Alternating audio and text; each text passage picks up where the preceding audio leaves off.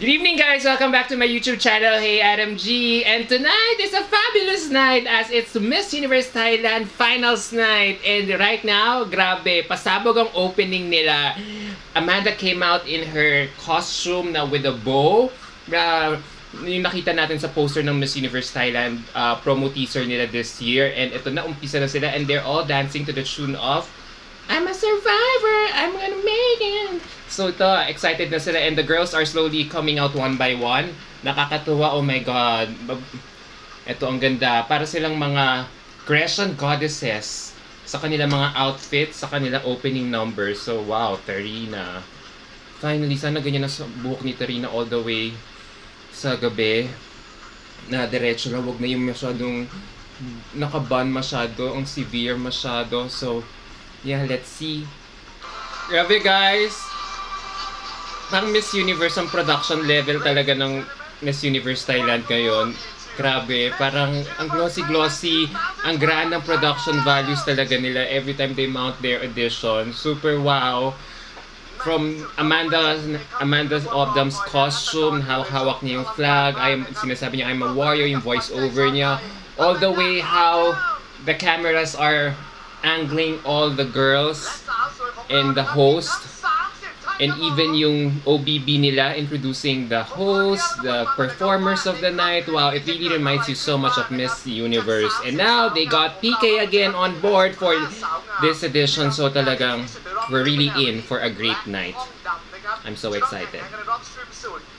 Guys, ang bongga ng selection committee ng Miss Universe Thailand. They're getting former beauty queens to judge this year's edition.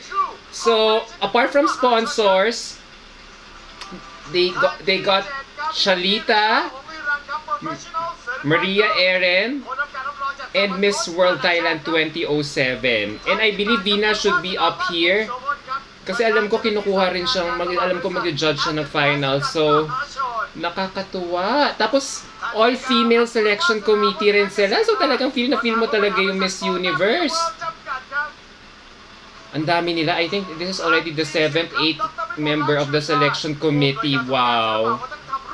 So, again, talagang women empowerment talagang theme ng mga pageants, ng Miss Universe pageants all over the world. So, talagang they're really harping whatever the mother organization is really espousing. So, nakakatuwa. I'm so glad. I'm so happy lang that Charita is on board. I'm so happy yung bumagay yung bago niyang haircut sa kanya. So, yeah, ayun naman na the reason why I fell in love with Thailand so much is because of Charita when she competed here in Manila. So, seeing her again after 5 years, wow. So kilig. Guys, tinatawag na yata yung top 15. So, ang unang tinawag People's Choice Awardee, si Tarina Botes, which she really deserves because she's really a frontrunner for the competition. So, isa-isa nang tinatawag yung mga top 16. Nida is the second girl to make it to top 16. I don't know. Hindi ko alam kung top 16 o top 20 or top 15. Ganda rin ni Nida. Oh, Hyung Gok Jin is also part of top 16. Nasa leaderboard ko rin siya. Of course, she's the 4th girl to be called Tarina. Pero ba't parang walang level of excitement yung audience? Parang hindi nila, alam mo yun, yung pacing ng pagtawag. Oh, Lara Branston is also making it here on top 15 or 16. Alam mo, makuda talaga itong si Lara Bronson, pero oh, who is she? Ang ganda niya. Para siyang si yung nanalo Miss Intercontinental 2014. Oh yes, Team Nara! She's part of my top 5. Ang ganda niya. Super. Siya ba yung Thai German? Okay, I didn't get her, so but I think she's full of personality just by the way she moves. Pero I don't like her styling. Okay. Ganda nito ah.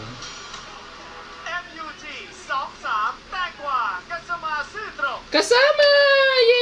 Machalita na Kurara Chibana na best friend ni Terina Botes. MUT 03 ไข่มุกกนกพรมักผลสมบัติ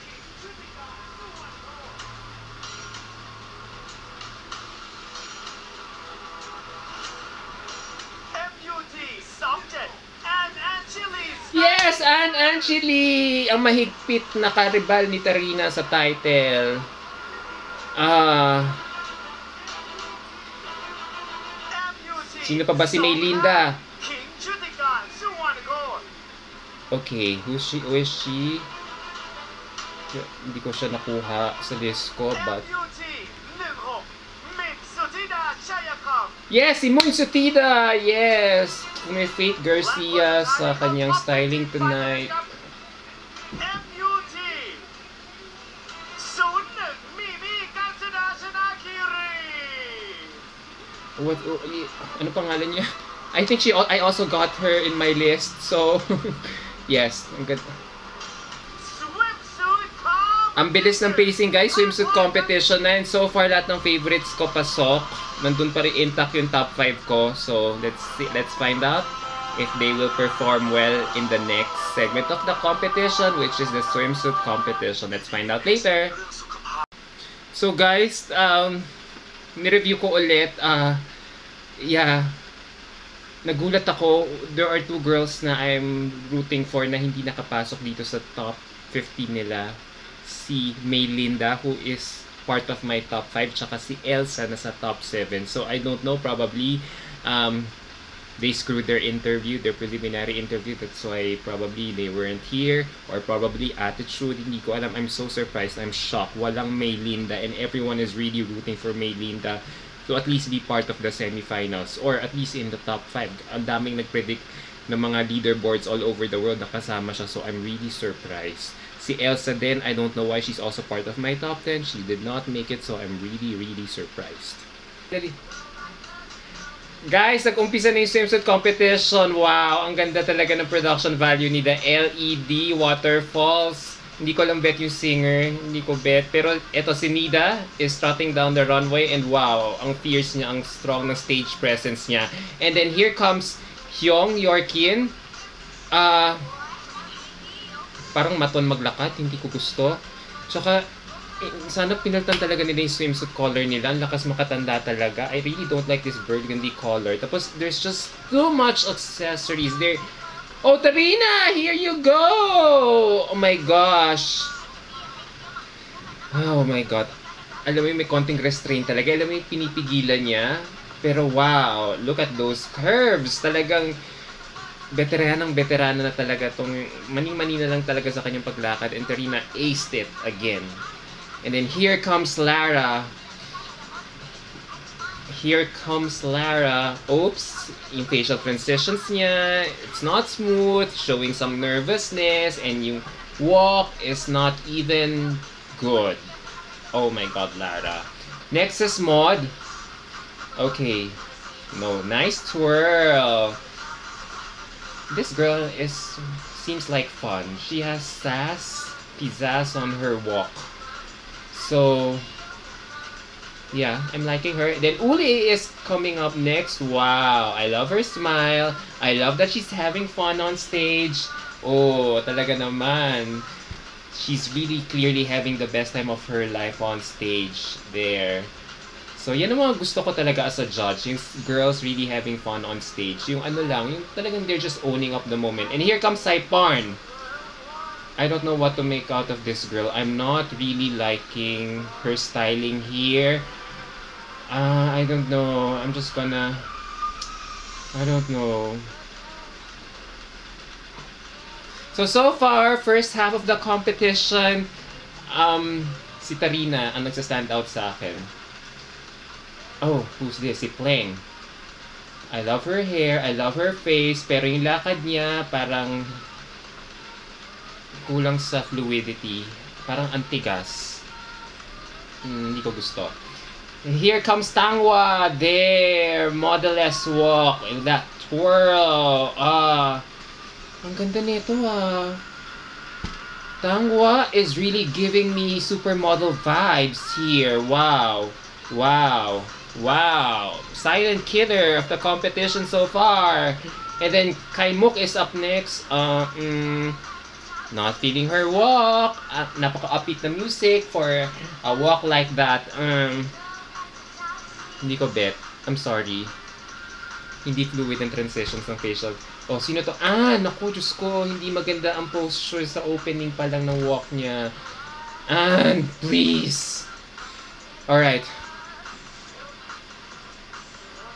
Alam mo, oh no.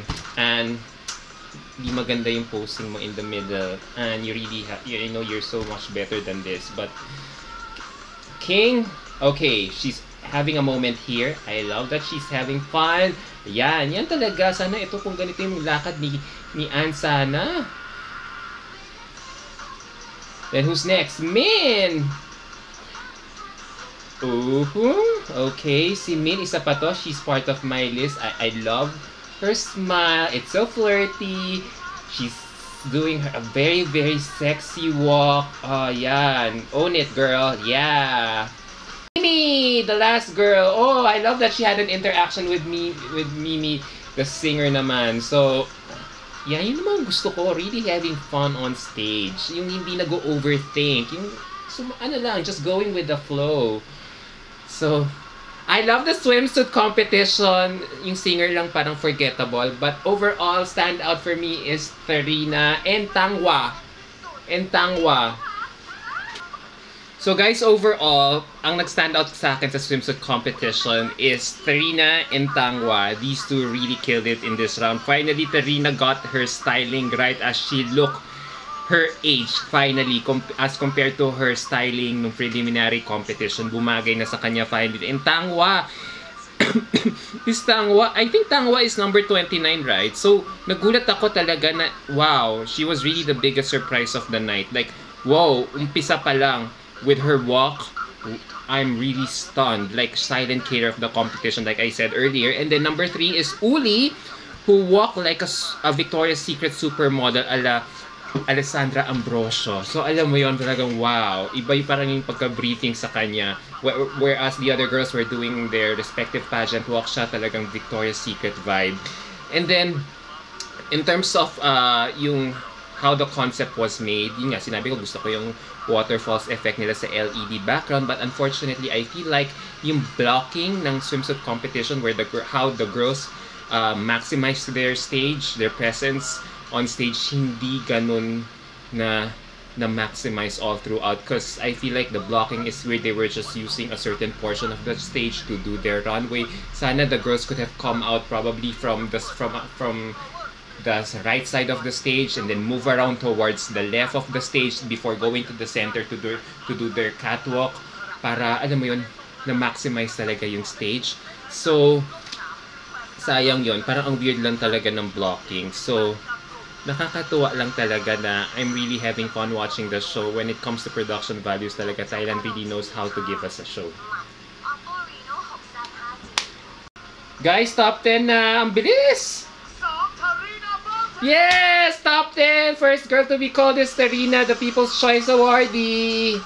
Frontrunner is living up to the hype. Yes, Tarina.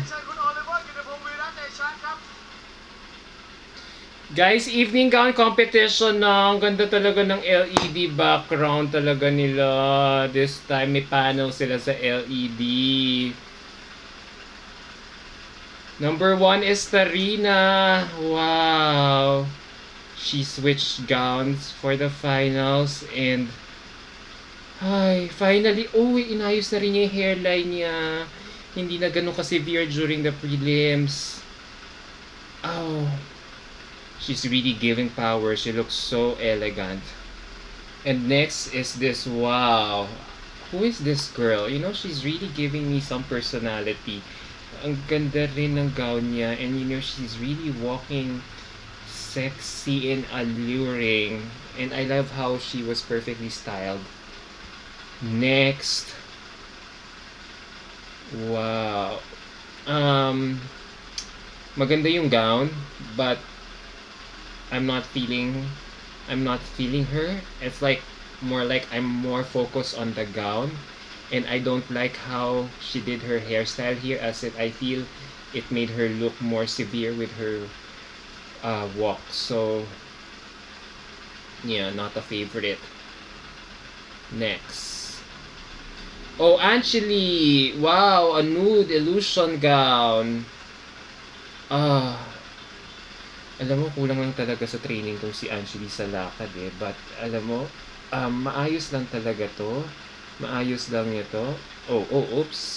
Hindi na naman maayos yung transition ng pose niya tsaka ng pag-stop ng lakad niya. Look, there's Angeli, but I'm sure she will still get to top 5 because I heard she's a favorite daw of the org. But I really hope if she wins, she should work on her catwalk. And the next girl on her, wow! Ang ganda nito! Sinida ba to? The one in red, wow! Oops! She lost her poise there. Medyo natapilok ng konti, but she quickly recovered. But yeah, look, parang hindi na niya nabawi yung energy niya after that little slip, that minor slip. Na-overwhelm siya sa emotion, and girls should really refrain from doing that. Dapat alam na nila to. And next, wow! Girl, tangwa, kasama, wow! Oh my God, look at this gown. White gown na parang, reminiscent of those Miss Venezuela gowns that I'm so used to seeing. And the way she walks talaga, it's so effortless, it's so fluid. Alam mo yun, pro na pro. It reminds me so much of our girls in Miss Universe Philippines. And next is Uli, the Thai German. Wow, this is haute couture. And I love that she's having a moment here again. She's very confident in showcasing her evening gown. Ang ganda lang.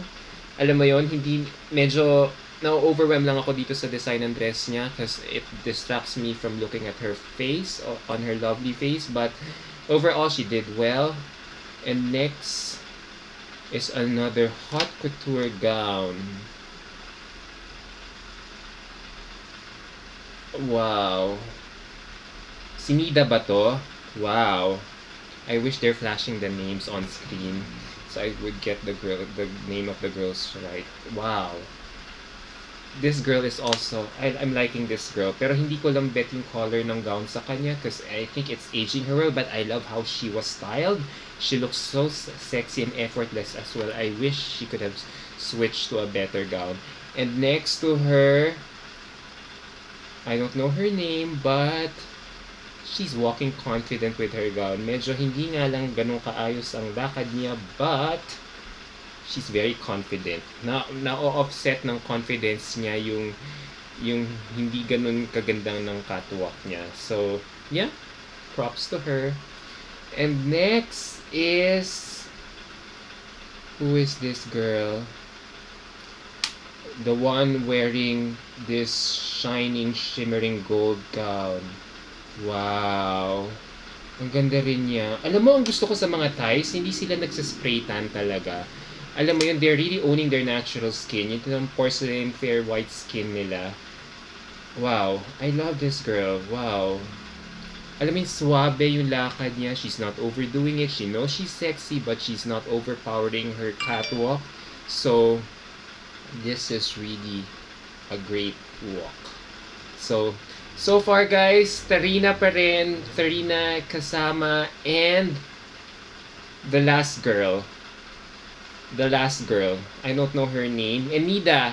Uli. I also like Uli, Nida, Tarina, and who else? The last girl. I don't know the name of the last girl, but she really stood out for me there. Alright, there you go. Ang ganda talaga ng production values ng Miss Universe Thailand. Wow. Wala akong masabi sa mga paneling nila sa LED. Wow. So guys, overall, sa top 10 girls who perform in the evening gown round, ang nag-stand out talaga sa akin si Uli, si Tarina, si Kasama, tsaka yung the girl in tsaka yung the last girl who walked in the evening gown competition. I forgot her name. Paki-post na lang kung sino. Si Tarina, what I really appreciate about, ang swerte niya talaga because although we have seen her gown multiple times in different variations, she still gave a decent performance, and mabuti na lang una siyang tinawag because the girls who came next to her wore the same type of gowns na nude illusion. So in a way, she was able to get away with it. So sino yung mga girls na sumunod sa kanya who wore similar gowns? Si Anjali, I wish she could have worn a better gown because I feel yung nude illusion gown na sinuot niya did not work well for her. Kasi I feel like, if a girl will wear some nude illusion gown, dapat the mesh that will be used in the girl's gown should have the same shade of her skin tone. And in Anjali's case, hindi ganun same shade ng skin tone niya, as it was a bit darker. So when you look her on TV, ang medyo ang weird lang talaga. So alam mo yun, hindi mo ma-appreciate, and it didn't help that her walk was all over the place as well. So I don't know. And then apart from Tarina, I also like Kasama's white flowy gown, which really reminded me so much of Miss Venezuela talaga. And appreciate ko na hindi ganun kadami ang beadwork sa gown niya. So talagang I was really appreciate her beauty all the more because lalo na nag-stand out talaga yung skin tone niya. And the last girl who walked during the swimsuit during the evening gown competition, I just forgot her name. She really performed well then. And then si Uli, the Thai German who wore a couture creation. Wow, that in that white and black number, I really love the intricate embellishments. And kahit na, na-distract ako doon sa embellishments on her gown, she still worked the hell out of it. She confidently showcased her gown na, alam mo yon, na hindi siya nagpa-overwhelm o nagpa-overpower sa ganda at tindi ng gown design niya. So there. So overall, it's Uli, Tarina, and Kasama who performed well in the evening gown competition for me. Guys, top 5 na. They just announced the top 5. I'm so glad that I got almost all of them correctly. 4 out of my top 5 girls made it to the actual top 5. On Scott Chemist, Kasama, Uli, Tarina, and Maud made it. Yay! Guys, I don't know what's the format for top 5, but they're about to do a speech, and Anne is the first one to come out for this round. So she's trying to hold off her nerves, and I think she will be able to ace this, as alam naman natin na, interview portions is something na talagang forte talaga ni Anne. So I don't know what they're waiting right now. I'm just so happy that I got 4 out of 5. Hindi ko nakuha si Maud, pero I really appreciate na shucks, they're speaking in Thai, so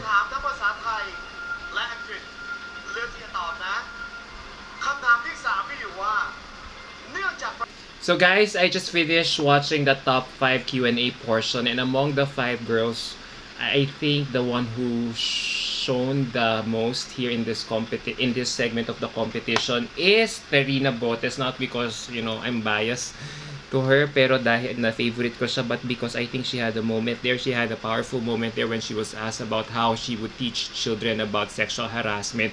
And nakakatuwa na sinabi niya na she's encouraging these young children to speak up because nobody would believe it.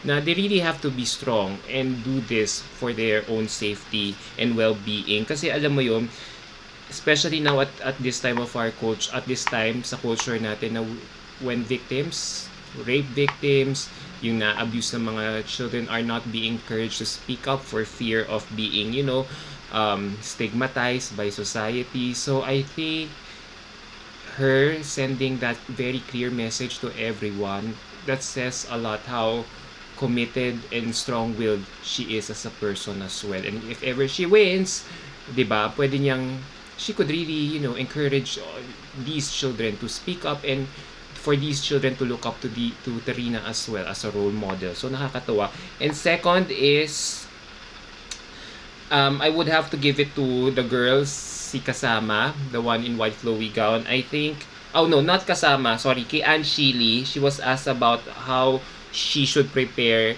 ngayong mag-reopening na yung borders ng Thailand, and she said she would encourage everyone to get vaccinated. So from a medical standpoint, she sounded right, pero I wish she could have she really delivered well, pero sana apart from getting vaccinated, sana sinabi rin niya yung about social distancing and people staying at home as well, para kahit even if the borders are already open, para ma-protect pa rin natin yung economy. And then the third one is Maud, the one who spoke in Thai.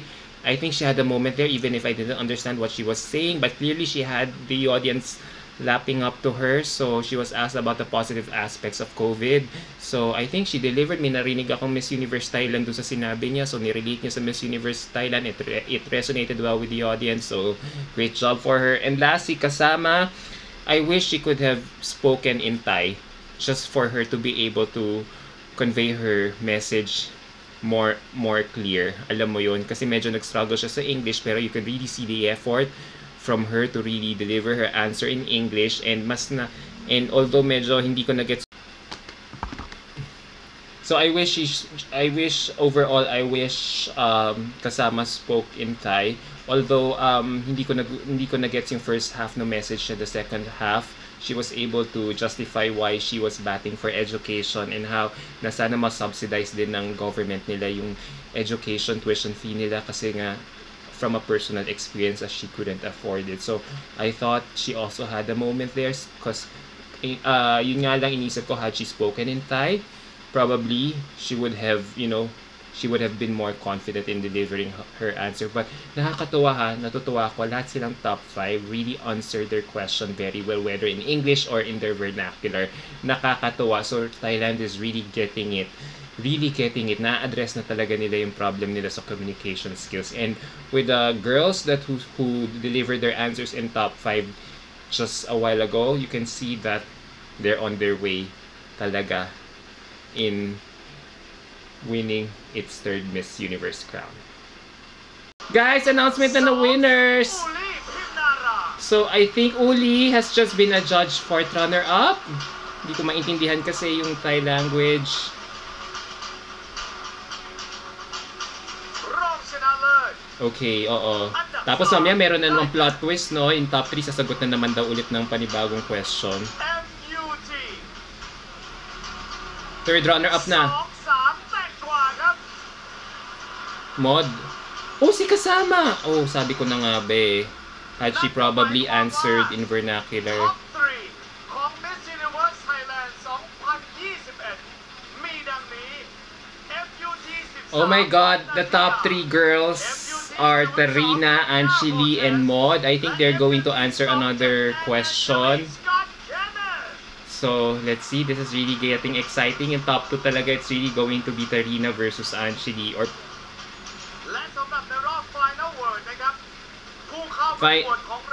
yun, magpa-final word ulit sila. So, exciting to. Guys, final word na. Top 3. Anjali is the first one to answer. Oh, she's being asked about climate change. Guys, I'm really loving this segment of the competition because as we all know, yung top 3, yung Miss Universe ngayon has green agenda right now, for their forthcoming edition in Israel, and they talk about, and now they're asking all their candidates to talk about climate change, and so far, Anjali nailed it. Medyo kinabahan siya, pero ang dami kong words na natutunan sa kanya. Empirical evidence, social responsibility, neutralism, being a spokesperson. So, nare-realize niya talaga yung nature na magiging trabaho niya if ever she becomes Miss Universe Thailand. So, I think she really did a good job there. I wish she could have personalized her answer, pero she sounded right again. So, let's see. Guys, si Tarina Botes na sasagot about climate change. I'm so excited. I know she'll kill this. Oh no, Tarina, what happened? Medyo nawalan siya ng... Oh my God, Tarina, what happened over there? I think she quite struggled a bit. Hindi ko alam. She was at a loss for words. Is it probably the nerves roaming around her right now? But yeah, so far, oh no, I'm quite disappointed. She sounded right, pero there's no conviction with her answer. You can clearly see that she was struggling. Anchili na. Guys, ito na. Amanda is having her farewell walk. I'm so lungkot. Nasubaybayan ko talaga yung journey niya from the very beginning. And even though I was rooting for Vina during her year, nakita mo naman she really worked hard to really impress everyone that she really deserved to be Miss Universe Thailand. So ngayon, as she bids farewell to all of us, natatouch ako kasi you know, we kept hammering her na she's always all about photo shoots and styling and no substance. Pero nakita mo naman, ilang beses siyang nakondena ng government niya for being outspoken about a lot of government issues in her native land. And now, nakakatuwa lang talaga yung growth na nakita natin kay Amanda. So, ay, nakakalungkot. Alam mo yung kahit Filipino ako, parang yung talagang feeling ko part rin ako ng journey ni Amanda. So, nakakalungkot. Parang the same feeling din na when Fasay had her farewell walk during her time. Ito naman, nakaka-relate talaga ako sa mga Thais. Grabe. Mahal na mahal ko talaga ang mga Thais for some reason. Parang feeling ko I was really a Thai in my past life. So, Amanda really looks so beautiful and elegant in her white gown. So, anyways guys, nalulungkot lang ako that going back to Tarina, I'm really sad that she quite struggled on her final word. I don't know what happened. Hindi na ba niya na-control yung nerves niya? And was it a particular topic that wala siyang masyadong alam, so kaya siya nag-struggle a bit? Alam mo yon? Kasi even though, alam mo yun, sana she could have given generic answers na lang just to get by, pero siguro na-pressure ba siya, natakot ba siya, so that's why she wasn't able to come up with a better answer compared to Anchili's. Ngayon, hindi ko alam kung sino mananalo, but ngayon, I feel like it's gonna be a battle between Anchili and Maud. Hindi ko naintindihan yung sagot ni Maud in Thai, but right now, I feel like, yeah, Anchili might win Miss Universe Thailand. So sad for Tarina.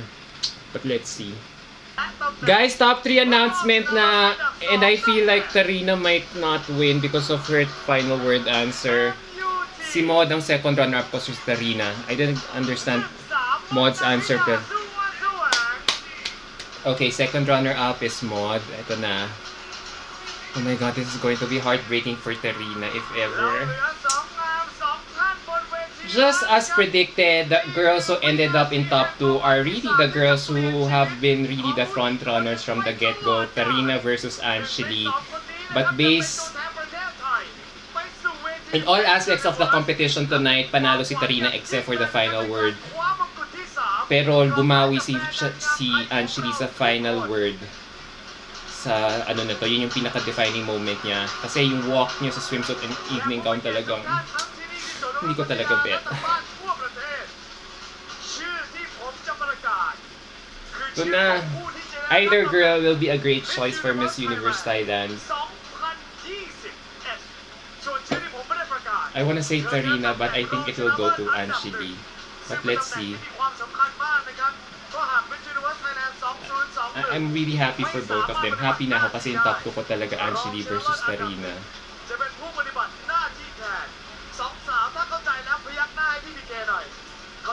I think it will be Anchili just because of her performance sa final word. But Tarina was consistent all throughout the night except for her final word. So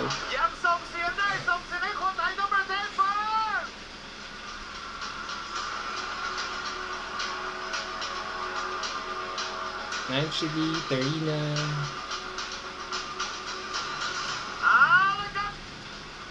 Miss Universe Thailand 2021 goes to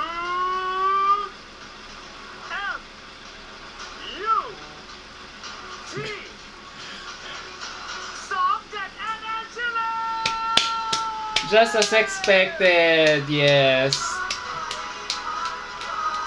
This is gonna so heartbreaking for Tarina, but yeah. Anjali won fair and square, yeah. She looks very commercial. She speaks well. She just has to practice her catwalk. Talagang all over the place. But I know, in this day and age, depende sa Miss Universe kung big deal pa rin sa kanilang pasarela. Pero in terms of personality and communication skills, bawing-bawi ni Anjali talaga. So yeah, she has a very commercial face. And she seems very relatable. Alam mo ngayon, she's crying now that she's the newly crowned Miss Universe Thailand.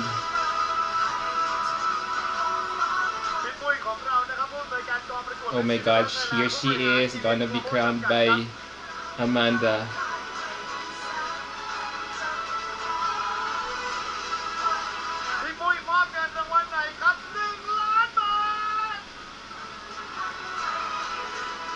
Oh, I'm so happy.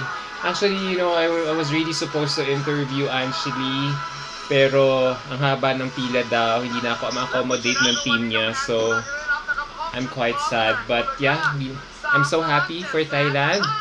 Let's see how she will fare against the Latinas. It will be interesting to see, but I'm really rooting for her to do well kasi, alam mo yon, the odds are against her because of how she looks body-wise, but I guess the proof na ni Shera Bershel na you don't have to have a perfect size body to be able to make it to the top. So yeah, she just has to need to practice her catwalk lang talaga, improve her catwalk, yung facial transitions, kasi ang hirap din makipagsabayin sa mga Latina, let's face it, diba? But I'm really happy that, you know, that Thailand got it right again. Pag ito, pinahawak niyo lang talaga ito ng mikropono sa Miss Universe, it could really be deadly. But before Anjali gets to that portion, she really has to work the hell out of it in both swim and evening gown rounds for the forthcoming Miss Universe. But I'm really, really happy for her. I'm genuinely happy. Although I'm so sad for Tarina, but I guess maybe Tarina could come back again in the near future. Anyway, she's only 24 years old. She has 4 more years to think about it. Kaya pa talaga ni Tarina kung gugustuhin niya talaga. Hindi pa naman siya nasa ceiling ng age limit. So I'm just happy for, and she seems very grounded and relatable. Tingnan mo, ang genuine, mabait na bata. So, yeah. So there you go, guys. How's my live reaction?